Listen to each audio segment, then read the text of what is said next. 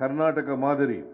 ಅನ್ನ, ನೀರು ಮತ್ತು ಪ್ರಾಣಕ್ಕಿಂತ ಸ್ವಾತಂತ್ರ್ಯ ಎನ್ನುವುದು ಬಹಳ ದೊಡ್ಡದು ಎಂದು ಹೋರಾಡಿದ ಎಲ್ಲ ಮಹನೀಯರು ಕಂಡ ಕನಸಿನ ಹಾದಿಯಲ್ಲಿ ದೇಶವನ್ನು ಮುನ್ನಡೆಸುವುದಕ್ಕಾಗಿ ಮತ್ತು ಅಭಿವೃದ್ಧಿ ಸಾಧಿಸುವುದಕ್ಕಾಗಿ ಕಳೆದ 77 ವರ್ಷಗಳಲ್ಲಿ ಕರ್ನಾಟಕ ರಾಜ್ಯವು ಅತ್ಯಂತ ಮಹತ್ತರವಾದಂಥ ಕೊಡುಗೆಯನ್ನು ನೀಡಿದೆ.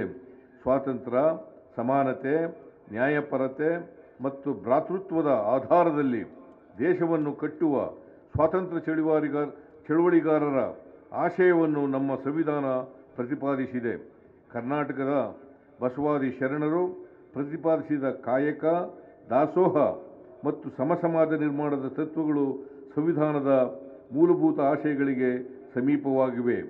ಈ ಮೌಲ್ಯಗಳನ್ನು ಆಧಾರವಾಗಿರಿಸಿಕೊಂಡು ಸಾಮಾಜಿಕ ನ್ಯಾಯ ಮತ್ತು ಆರ್ಥಿಕ ಸಮಾನತೆಗೆ ವಿಶೇಷವಾದ ಆದ್ಯತೆ ನೀಡಿ ರಾಜ್ಯದ ಸರ್ವತೋಮುಖ ಬೆಳವಣಿಗೆಯನ್ನು ಸಾಧಿಸುವ ಮತ್ತು ಆ ಮೂಲಕ ರಾಷ್ಟ್ರ ನಿರ್ಮಾಣದಲ್ಲಿ ಪಾಲ್ಗೊಳ್ಳುವ ಕಾರ್ಯವನ್ನು ಕರ್ನಾಟಕದಲ್ಲಿ ನಾವು ಮಾಡುತ್ತಿದ್ದೇವೆ.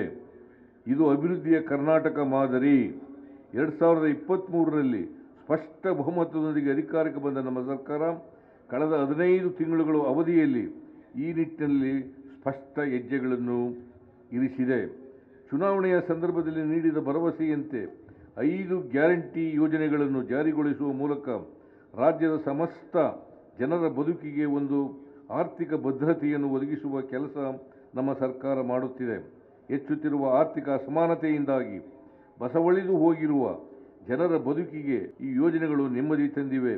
ಈ ಯೋಜನೆಗಳ ಮೂಲಕ ಸಂಪತ್ತಿನ ಮರುಹಂಚಿಕೆ ಒತ್ತು ನೀಡುತ್ತಲೇ ರಾಜ್ಯದ ಆರ್ಥಿಕ ಬೆಳವಣಿಗೆಯನ್ನು ಸುಸ್ಥಿರವಾದ ರೀತಿಯಲ್ಲಿ ಹೆಚ್ಚಿಸಲು ಕೂಡ ಅಷ್ಟೇ ಬದ್ಧತೆಯಿಂದ ಕಾರ್ಯಕ್ರಮಗಳನ್ನು ಹಮ್ಮಿಕೊಂಡಿದ್ದೇವೆ.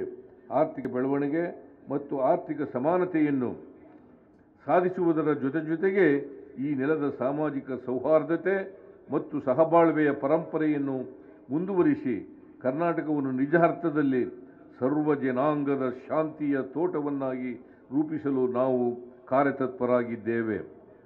ಕಲ್ಯಾಣ ಯೋಜನೆಗಳು.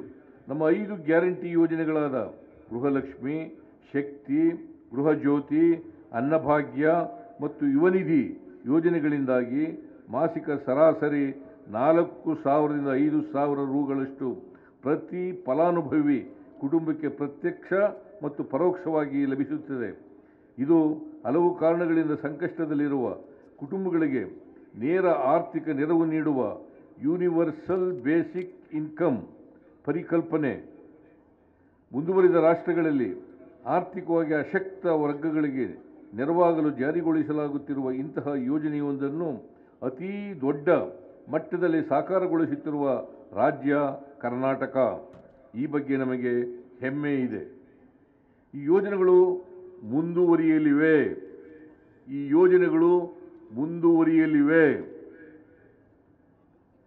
ಮಾತ್ರವಲ್ಲ, ಈ ಯೋಜನೆಗಳಿಂದ ರಾಜ್ಯ ದಿವಾಳಿಯಾಗುತ್ತಿದೆ ಎಂದು ಭವಿಷ್ಯ ನುಡಿದವರಿಗೆ ರಾಜ್ಯದಲ್ಲಿ ಆರ್ಥಿಕ ಬೆಳವಣಿಗೆಯನ್ನು ಸಾಧಿಸಿ ತೋರಿಸುವ ಮೂಲಕ ನಾವು ಉತ್ತರಿಸಲಿದ್ದೇವೆ.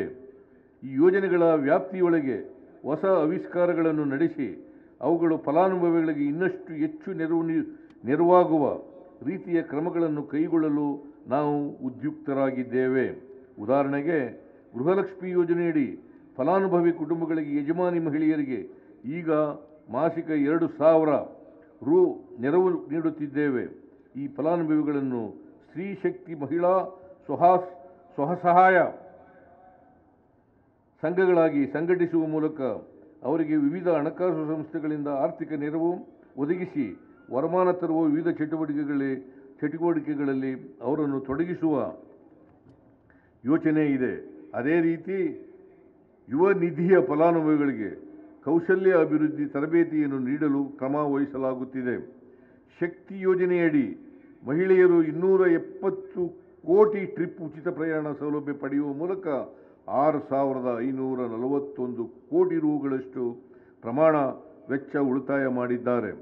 ಗೃಹಲಕ್ಷ್ಮಿ ಯೋಜನೆಯಡಿ 1.20 ಕೋಟಿ ಮಹಿಳೆಯರಿಗೆ ಈವರೆಗೆ 25,259 ಕೋಟಿ ರೂಗಳನ್ನು ನೇರವಾಗಿ ಅವರ ಬ್ಯಾಂಕ್ ಖಾತೆಗೆ ವರ್ಗಾಯಿಸಲಾಗಿದೆ. ಅನ್ನಭಾಗ್ಯ ಯೋಜನೆಯಡಿ ಹೆಚ್ಚುವರಿ ಅಕ್ಕಿ ನೀಡುವುದಾಗಿ ಘೋಷಿಸಲಾಗಿತ್ತು. ಆದರೆ ಕೇಂದ್ರದ ಅಸಹಕಾರದಿಂದ ಅಕ್ಕಿಯ ಬದಲಿಗೆ ನಗದು ವರ್ಗಾವಣೆ ಮಾಡಲಾಗುತ್ತಿದೆ. ಈವರೆಗೆ 1.16 ಕೋಟಿ ಪಡಿತರ ಚೀಟಿಗಳ 4.08 ಕೋಟಿ ಫಲಾನುಭವಿಗಳಿಗೆ 7,763 ರು ನೆರವನ್ನು ನೇರವಾಗಿ ವರ್ಗಾಯಿಸಲಾಗಿದೆ. ಉಚಿತವಾಗಿ 200 ಯೂನಿಟ್ವರೆಗೆ ವಿದ್ಯುತ್ ನೀಡುವ ಗೃಹ ಜ್ಯೋತಿ ಯೋಜನೆಯ ಸೌಲಭ್ಯವನ್ನು 1.60 ಕೋಟಿ ಕುಟುಂಬಗಳು ಪಡೆದುಕೊಳ್ಳುತ್ತಿವೆ. ಈ ಯೋಜನೆಗಾಗಿ 8,844 ಕೋಟಿ ರು ವೆಚ್ಚ ಮಾಡಲಾಗಿದೆ.